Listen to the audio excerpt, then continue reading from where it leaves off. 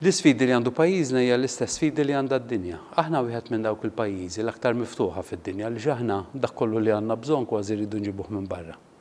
Dak kollu li nagħmlu hawn u li nesportaw irid imur fil-bqija tad-dinja u allura kull ma qed jiġri fid-dinja bħalissa u kull ma mistenni li jiġri fid-dinja bħalissa lilna jaffettwana. Jekk illum għandna problema kbira fil-prezzijiet tal-enerġija fid-dinja, mad-dinja kollha. Kont qed nara li jekk tara il-prezz pereżempju tal-gass naturali żdied b'700%, b'7 darbiet. Dak xi jagħmel, dak jaħalli effett fuq kull qasam tal-ħajja. Jekk hemm problema ħabba l-COVID li għal sentejn l-ekonomija bdiet tistaġna f'ħafna nħawi tad-dinja u nies ma bdewx jidħlu għax-xogħol, illum għandna problema kbira, portijiet mimlijin merkanzija u ma jistgħux joħorġu minn fejn huma, mhux biżżejjed nies biex isuqu trakkijiet biex joħorġu l-merkanzija u biex jiċċaqalqu l-merkanzija. M'hemmx containers mad-dinja kollha biżżejjed biex jiċċaqalqu l-merkanzija minn pajjiż għal ieħor u minn port għal ieħor u dan kollu jħalli effett anke fuq l-għoli tal-prezzijiet, ikel, ħwejjeġ, f'kull ħaġa. Ġifieri dik hija xi ħaġa li lilna tolqotna. Aħna li nistgħu nagħmlu u l-gvern qed jagħmel hekk hu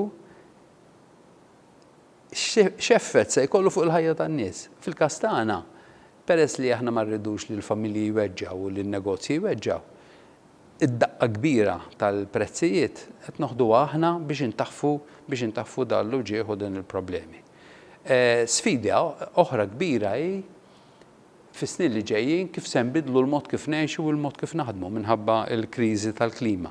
U allura qed inbidlu l-mod ta' kif nipproduċu l-enerġija. Dik hija sfida kbira għad-dinja kollha u mbagħad għal pajjiż ċkejken bħal tagħna li jimporta kollox hija sfida kbira. Ġifieri jekk tieħu persuna waħda u tgħidilha isma' trid tbiddel il-mod ta' kif tivvjaġġa, l-mod tal-karozza tiegħek lis-suq, ma tistax tibqa' tħaddem karozza kif nafu s'issa bil-fuel, trid tmur għall-elettriku.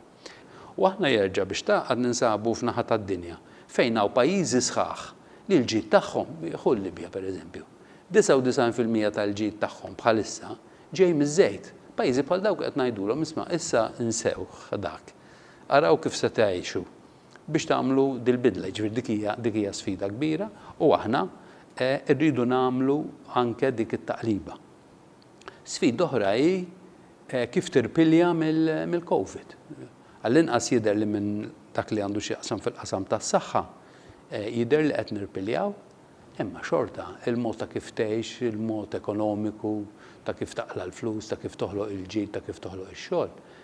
Id-dinja kollha qed ikollha tbiddel dak il-mod, jiġifieri dak li kien jgħod qabel mhux bil-fors se jibqa' jgħod. U aħna f'pajjiżna se jkollna din l-isfida kbira wkoll li matul is-sekli kellna min jaf kemm il-darba nivvintaw biex se ngħixu u kif se ngħixu għaliex aħna blatiet ġid nazzjonali bħalma għandu ħadd ieħor naturali, riżorsi u hekk m'għandniex. U allura dejjem iridu nivvintaw aħna żvantaġġi kbar għandna għaliex kull min irid jiġi jinvestijaw jaf li mhux se jipproduċi xi servizz jew xi prodotti fejn is-suq huwa kbir biżżejjed, aħna għandna fabbriki li jesportaw, li kieku kellhom jesportaw f'Malta biss, iħaddmu l-magni tagħhom xi nofsija darba fis-sena. Jiġifieri l-bqija kollox għall-esportazzjoni. Issa mbagħad ukoll it-turiżmu għandna l-isfida ta' kif irid jerġa' jkun fuq tiegħu u jekk hux possibbli jerġa' jkun kif kien qabel. U dan mhux għal Malta biss, il-Mediterran kollu kemm hu, aħna fil-Mediterran jiġu miljuni kbar huwa fost iż-żoni l-akbar li jiġu mijiet ta' miljuni u l-mistoqsija se tkun jekk hux se jibqa' dak it-tip ta' turiżmu jew ikun turiżmu differenti. Jiġifieri għandna din l-isfida kbira ta' kif irridu nsibu mod ġdid kif ngħixu, mod ġdid kif naħdmu bħall-bqija tad-dinja.